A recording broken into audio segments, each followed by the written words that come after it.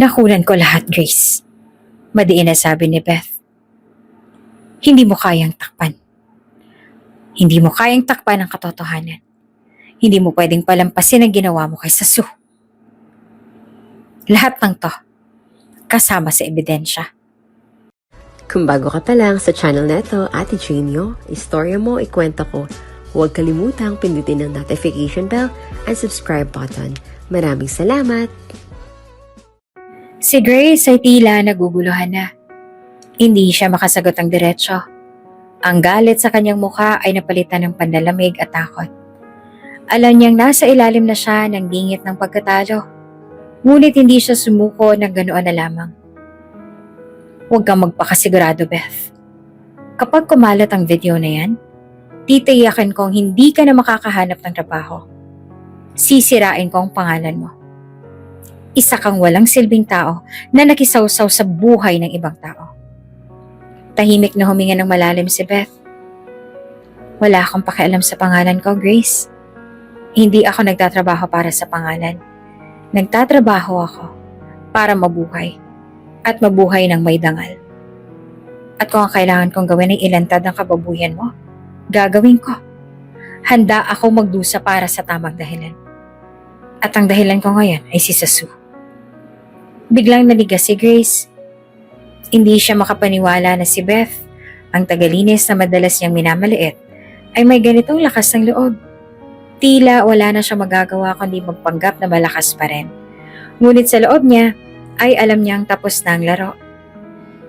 Wala kang karapatan na bastusin ako sa sarili kong bahay. Sagot pa ni Grace. Pero ang boses niya ay mas mahina na. Tila nawawala na ang kontrol. Hindi mo to bahay, Grace, sabi ni Beth. Hindi na ikaw may kapangyarihan dito. Hindi ikaw makakapagdesisyon kung ano ang tama at mali. At hindi ako titigil hanggang hindi ka napaparusahan sa lahat ng ginawa mo. Tahimik si Grace. Hindi na makahanap ng sagot. Ang buong sitwasyon ay tila umawas na sa kanyang mga kamay. At si Beth, ang babaeng madalas niyang inaapakan, ngayon ay naging pinakamalaking banta sa kanyang buhay. Makukulong ka, Grace. Dagdag pa ni Beth. At hindi mo na kayang takasan ng parusa. Pinahirapan mo ang isang bata. Isang inosenteng bata na wala man lang kasalanan sa'yo. At ngayon, ang hustisya nang lalapit sa'yo. Sa wakas, nakita ni Beth na ang takot sa mukha ni Grace ay tuluyan ng umapaw. Nanginginig si Grace habang umiikot sa kanyang isipan ang posibilidad ng pagkatalo. Ngunit wala na siya magawa. Alam niyang tapos na ang kanyang mga kasinungalingan. Nagsimula nang tumunog ang cellphone ni Beth. Isang tawag mula sa mga otoridad na siyang magpapatuloy sa kanyang laban. Alam niyang ito na ang simula ng bagong kabanata. Hindi lamang para sa kanya, kundi lalo na para kay Sue. Tahimik na tumalikod si Grace. Hindi na makapagsalita ng derechahan. Napagtanto niyang wala na siyang kawala. Habang si Beth ay buong tapang na humarap sa hamon. Handa na siyang ipaglaban ang katotohanan. Pagkatapos ng matapang na palitan ng salita, iniisip ni Beth na tapos na ang lahat. Tumalikod siya upang kunin ang kanyang cellphone mula sa bulsa. Handa na sa susunod na hakbang ang pagpapaabot ng mga video sa mga otoridad. Ngunit sa sandaling iyon, nagbago ang ihip ng hangin. Sa kanyang likuran, mabilis na kumilos si Grace. Si isang iglap, hinablot niya ang buhok ni Beth. Penwerso itong patalikod at halos pabagsak sa sahig. Napasigaw si Beth. Hindi niya inaasahan ang biglaan at marahas na atake. Akala mo makakatakas ka sa akin, ha? Bulyaw ni Grace, galit na galit, habang hinihila ang buhok ni Beth ng mas malakas. Nagmamalinis ka, Beth. Ano bang akala mo? Ikaw ang magdedesisyon para sa akin? Ang galit ni Grace ay humigpit pa. Tila nawawala ito sa sarili. Pwisit ka! Lagi mong tatandaan na tagalinis ka lang. Wala kang kwenta. Paano ka magtatapang-tapangan sa sarili kong bahay? Sumakit ang anit ni Beth, ngunit hindi siya papayag na madala sa puot ni Grace. Sa kabila ng pagkapit nito sa kanyang buhok, pilit niyang inabot ang kamay ni Grace at mabilis na pinilipit ito. Bitawan mo nga ako, Grace! Hindi ako papayag na sasaktan mo ako tulad ng ginagawa mo kay Susu. Nang masaktan si Grace sa pagkakakapit ni Beth sa kanyang braso, napilitan nitong bitawan ng buhok ni Beth at umatras ng kaunti. Ngunit nananatili pa rin ang tensyon sa hangin. Nagpantig na rin ang tenga ni Beth. Kahit pa siya'y payat at hindi sanay makipag-away, hindi niya iniisip na maging marahas si Grace. Pero ngayon, ibang usapan na ito. Hindi lang basta panininda kundi pisikal na pananakit na. Napahinga ng malalim si Beth. Pilit pinapatahan ang sarili at nililinis ang isip. Kahit ramdam pa rin niya ang sakit sa kanyang anit. Papalag ka, ha? Wika ni Grace na ngayon ay tila wala na makakapigil sa kanyang galit. Tumayo ito ng tuwid. Ang mga kamay ay nakadikom na para bang handa ulit makipagbakbakan. Tingnan natin kung hanggang saan yung tapang mo, Beth. Nakunan ko lahat, Grace.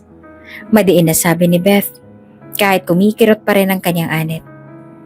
Hindi mo na kayang takpan ngayon ang katotohanan. Hindi mo pwedeng palampasin ang ginawa mo kay Susu. Lahat ng ito, kasama sa ebidensya.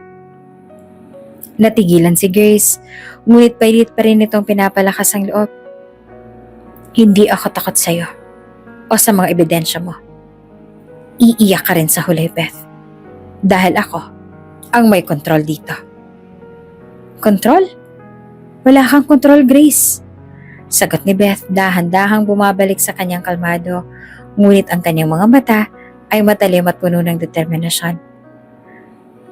Alam mo kung anong tanging kontrol na meron ka? Ang saktan, ang walang kalaban-laban. At ngayon, tapos na ang laro mo. Napalunok si Grace. Hindi na siya makaimik ng matagal. Kitang-kita sa kanyang mga mata ang pagkabahala, na ngayon ay lumilinaw na sa kanya ang katotohanan na hindi siya makakatakas sa parusa. Habang hinihingal pa sa tensyon ng kanilang pag-aaway, huminga ng malalim si Grace at biglang nagkaroon ng malisyosang ideya. Tila nabuo sa kanyang isipan ng isang paraan upang makalabas sa sitwasyon na hindi siya ang talo. Naglakad siya papunta kay Susu, na tahimik na nakatayo sa gilid ng silid at natatakot sa mga nangyayari. Inilapit ni Grace ang kanyang mukha kay Susu. Ang mga mata ay puno ng galit at pagkasuklam.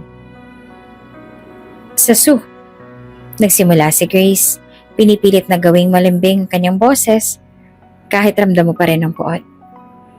Kailangan mo nang pumili. Ako ba o siya? Pipiliin mo ba ang isang babaeng tagalinis na hindi mo naman lang nakilala?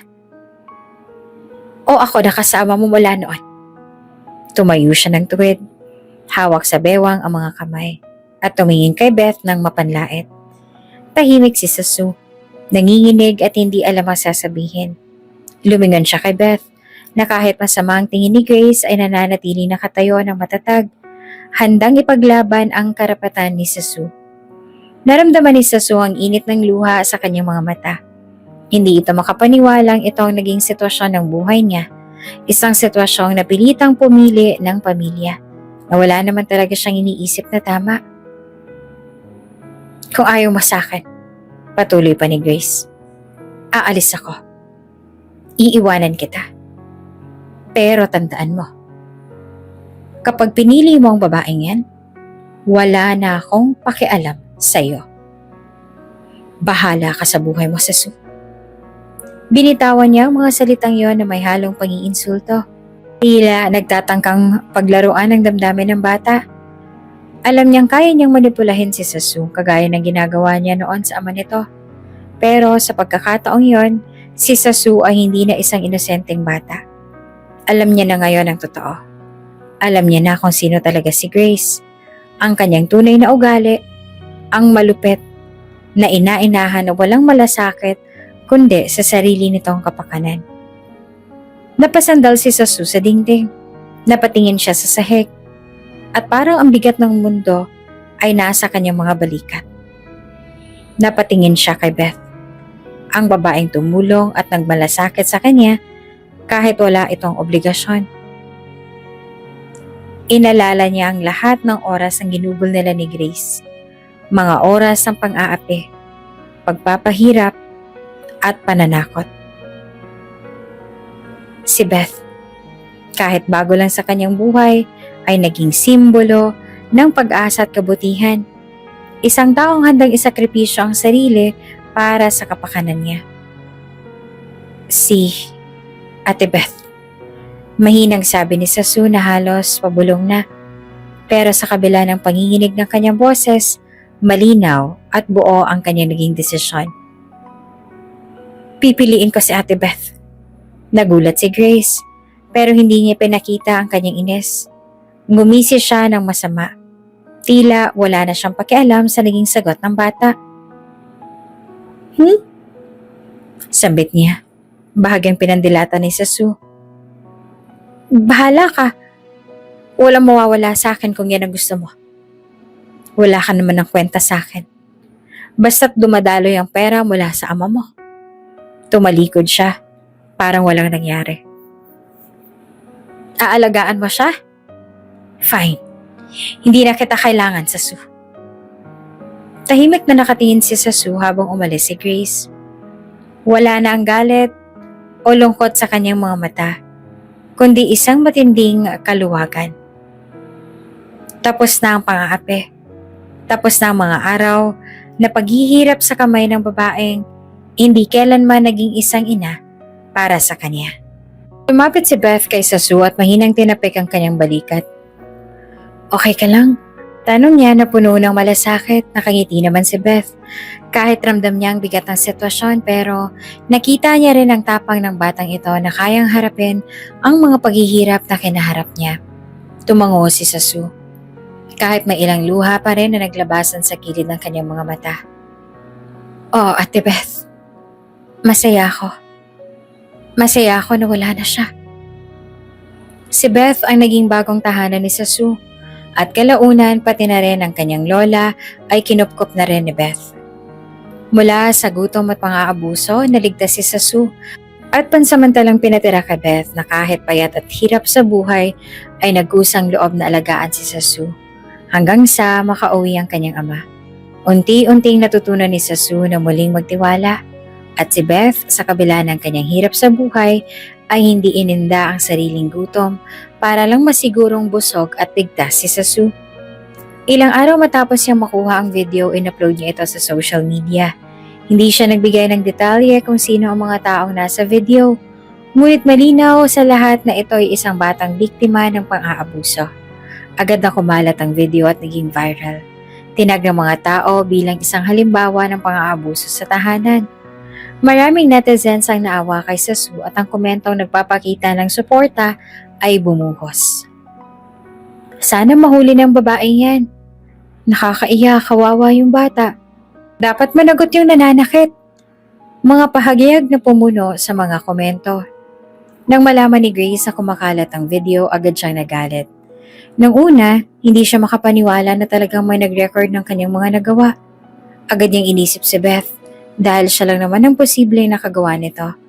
Lalong nag-alab ang kanyang galit at ang unang hakbang na ginawa niya ay harapin si Beth at piliting tanggalin ang video. Isang araw pagbalik ni Beth sa kondo para maglinis, agad siyang hinarap ni Grace. Ang mukha nito ay puno ng galit at takot. Beth, anong pinaggagawa mo? Ikaw ba to nag-upload ng video? Singal ni Grace. Ang boses niya nanginginig sa galit habang tila nangihina sa harap ng posibleng kahihinatnan ng kanyang mga ginawa. At dito na nga nagtatapos ang ating kabanata. Si Beth nga ba ang totoong nasa likod ng pag-upload ng video na ito? Ito na ba ang katapusan ng lahat ng kasamaan ni Grace? Abangan sa susunod na kabanata. Kung bago ka pa lang sa channel neto, Ate Genio, istorya mo, ikwento ko, huwag kalimutang pindutin ang notification bell and subscribe button. Maraming salamat!